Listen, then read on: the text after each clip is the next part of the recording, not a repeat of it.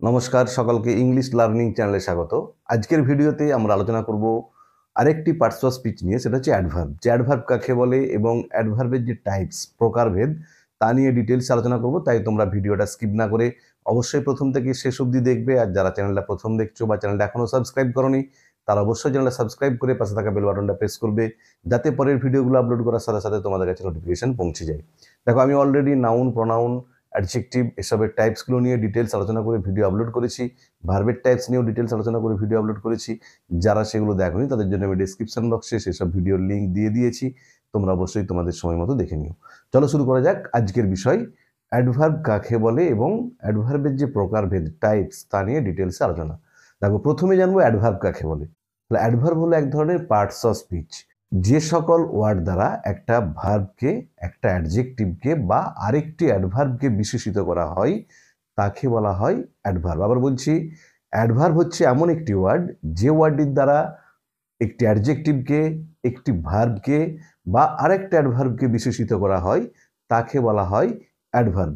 যেমন ধরো very, slowly, quickly, open, here, there, এগুলো সব হচ্ছে অ্যাডভার্বের এক্সাম্পল। এরপরে আমরা জানবো অ্যাডভার্বের যে টাইপস, প্রকার, সেগুলো নিয়ে। দেখো, অ্যাডভার্বকে আমরা মেনলি 6টা ভাগে ভাগ করি। একে কি অ্যাডভার্ব অফ প্লেস, ভালো করে মনে রাখতে হবে। 2 নম্বরে হচ্ছে অ্যাডভার্ব অফ টাইম। 3 নম্বরে হচ্ছে অ্যাডভার্ব অফ ম্যানার। 4 হচ্ছে অ্যাডভার্ব অফ ফ্রিকোয়েন্সি। 5 হচ্ছে অ্যাডভার্ব অফ ডিগ্রি। আর 6 হচ্ছে অ্যাডভার্ব অফ রিজন। আরও অ্যাডভার্বের কয়েকটি ভাগ থাকলেও আমি যেগুলো সব থেকে মোস্ট ইম্পর্টেন্ট ভাগ, টাইপস, সেগুলো নিয়ে ডিটেলস আলোচনা করবো। তাহলে 1 নম্বর হচ্ছে অ্যাডভার্ব অফ প্লেস, 2 নম্বর হচ্ছে অ্যাডভার্ব অফ টাইম, 3 হচ্ছে অ্যাডভার্ব অফ ম্যানার, 4 হচ্ছে adverb of frequency, 5 adverb of degree আর 6 অ্যাডভার্ব অফ রিজন। এই 6টা মেন টাইপে অ্যাডভার্বকে ভাগ করা যায়। আমি বলছি আরও কিন্তু কয়েকটা ভাগ আছে, কিন্তু আমরা যেটা সব থেকে ইম্পর্টেন্ট, যে 6টা সব থেকে গুরুত্বপূর্ণ, সেগুলো নিয়ে ডিটেলসে আলোচনা করব। এরপর আমি তোমাদের প্রত্যেকটার ডেফিনেশন এবং এক্সাম্পল দিয়ে আমি তোমাদের দেখিয়ে দিচ্ছি, যাতে তোমরা পরিষ্কারভাবে বুঝতে পারো। দেখো, প্রথম যে টাইপ সেটা হচ্ছে অ্যাডভার্ব অফ প্লেস।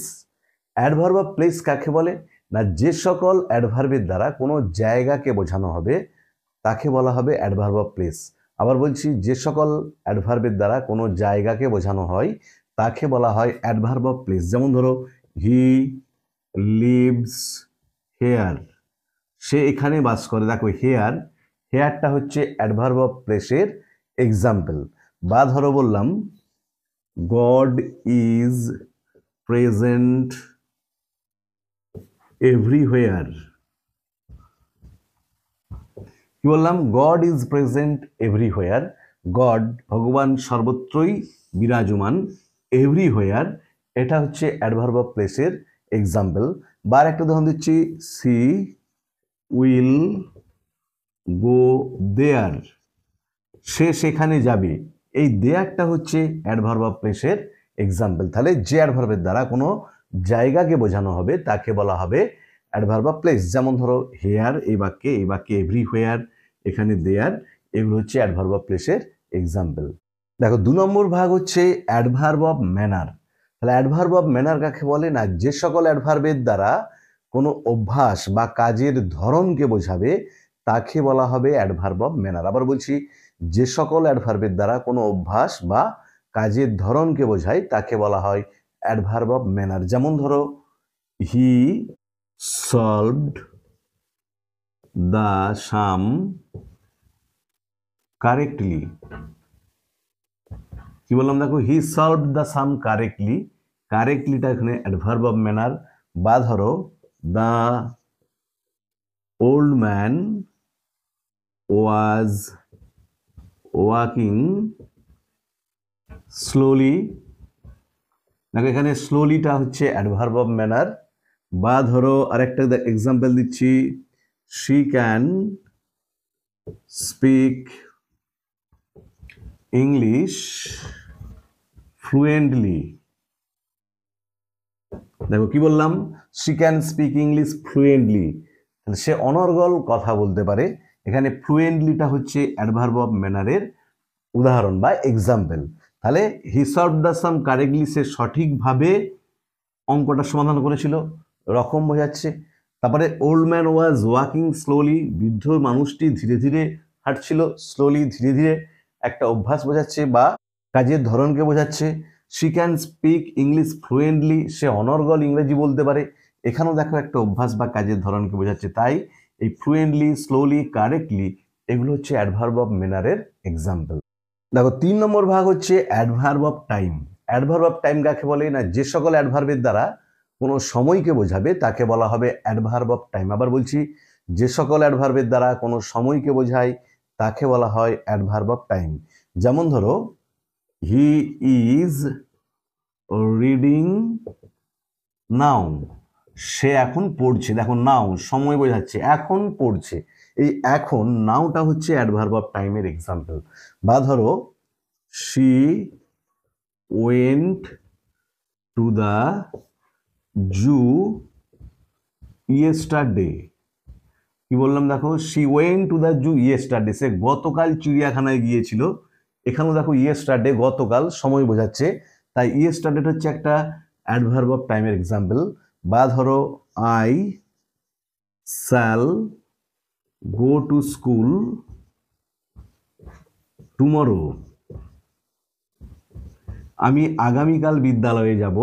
এখানেও দেখো আগামীকাল, টুমরো এটা একটা সময়কে বোঝাচ্ছে, তাই টুমরোটা হচ্ছে একটা অ্যাডভার্ব অফ টাইমের এক্সাম্পল। তাহলে নাও, ইয়েস্টারডে, টুমরো, দেন এগুলো হচ্ছে সব অ্যাডভার্ব অফ টাইমের এক্সাম্পল।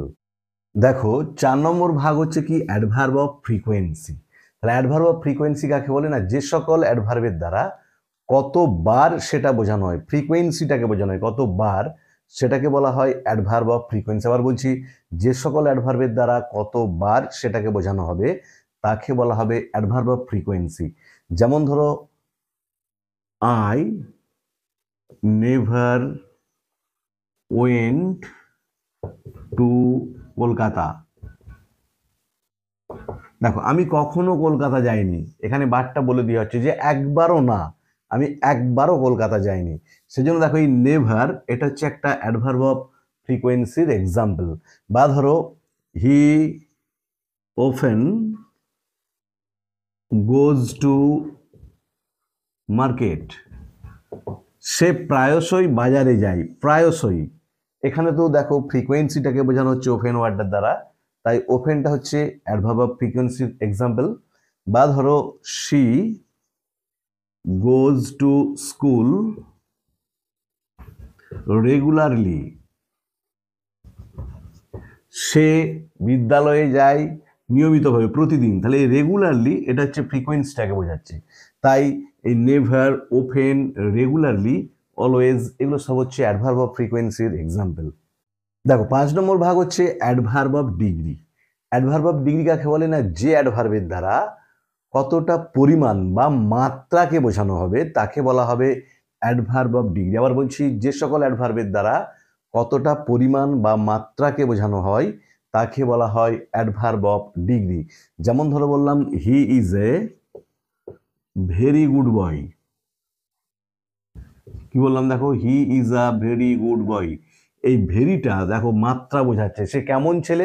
খুবই ভালো ছেলে। এই যে ডিগ্রিটা এখানে মাত্রাটা বোঝাচ্ছে, গুড অ্যাডজেক্টিভটাকে যে এখানে বিশেষিত করছে ভেরি ওয়ার্ডটা, এই ভেরিটা হচ্ছে অ্যাডভার্ব অফ ডিগ্রির এক্সাম্পল। দেখো আরেকটা এক্সাম্পল দিচ্ছি, the house is built partly. কি বললাম? দ্য হাউস আর বিল্ডিং, বাড়িটা ইজ বিল্ট পার্টলি, আংশিকভাবে নির্মিত হয়েছে। এই যে পার্টলি অংশ বা আংশিকভাবে বোঝাচ্ছে, মাত্রাটা বা পরিমাণটা বুঝিয়ে দিচ্ছে যে পুরো বাড়িটা এখনো নির্মিত হয়নি, আংশিকভাবে কিছুটা অংশ নির্মিত হয়েছে। এই পার্টলিটা হচ্ছে অ্যাডভার্ব অফ ডিগ্রির একটা এক্সাম্পল। যেটা লাস্ট ভাগ বা 6 নম্বর ভাগ, সেটা হচ্ছে adverb of reason. Adverb of reason কাকে বলে? না, যে সকল অ্যাডভার্বের দ্বারা কোনো কারণকে বোঝানো হয় তাকে বলা হয় অ্যাডভার্ব অফ রিজন। আবার বলছি, যে সকল অ্যাডভার্বের দ্বারা কোনো কারণকে বোঝানো হবে তাকে বলা হবে অ্যাডভার্ব অফ রিজন। যেমন ধরো, he was injured and therefore unable to play. দেখো কি বললাম, হি ওয়াজ ইনজিওর্ড, সে আহত ছিল, অ্যান্ড দেয়ারফোর সেহেতু, এই যে সেহেতু আনএবল টু প্লে, সে খেলতে অক্ষম ছিল। তাহলে এখানে একটা কারণ বোঝাচ্ছে, সে খেলতে না পারার কারণটা কি, সে ছিল আহত। তাহলে এই দেয়ারফোরটা হচ্ছে একটা অ্যাডভার্ব অফ রিজনের এক্সাম্পল। দেখো আরেকটা এক্সাম্পল দিচ্ছি, she was less tired and hence more active. কি বললাম, সি ওয়াজ লেস টায়ার্ড, সে কম ক্লান্ত ছিল, অ্যান্ড হেন্স সেহেতু মোর অ্যাক্টিভ, বেশি সক্রিয় ছিল। যেহেতু ক্লান্ত কম ছিল তাই সে বেশি সক্রিয় ছিল। এখানেতে দেখো হেন্স, এই হেন্সটা হচ্ছে adverb of reason. Say more active কেন, কেন বেশি সক্রিয়, কারণটা হচ্ছে সে ছিল লেস টায়ার্ড। তাহলে এই দেয়ারফোর হেন্স অ্যাজ, বিকজ, এগুলো হচ্ছে অ্যাডভার্ব অফ রিজনের এক্সাম্পল।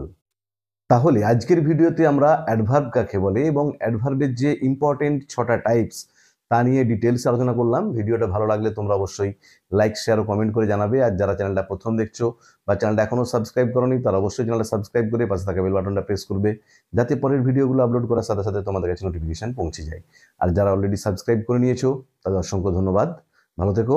আর আমি অলরেডি নাউনের, প্রোনাউনের, অ্যাডজেক্টিভের, ভার্বের টাইপস নিয়ে ডিটেলস আলোচনা করে ভিডিও আপলোড করেছি। আরও বেশ কয়েকটি ইন্টারেস্টিং ভিডিও আমি এই চ্যানেলে আপলোড করেছি। যারা সেগুলো দেখোনি তাদের জন্য আমি ডিসক্রিপশন বক্সে সেসব ভিডিওর লিঙ্ক দিয়ে দিয়েছি, তোমরা অবশ্যই তোমাদের সময় মতো দেখে নিও। ভালো থেকো সকালে, ধন্যবাদ, দেখা হবে পরের ভিডিওতে।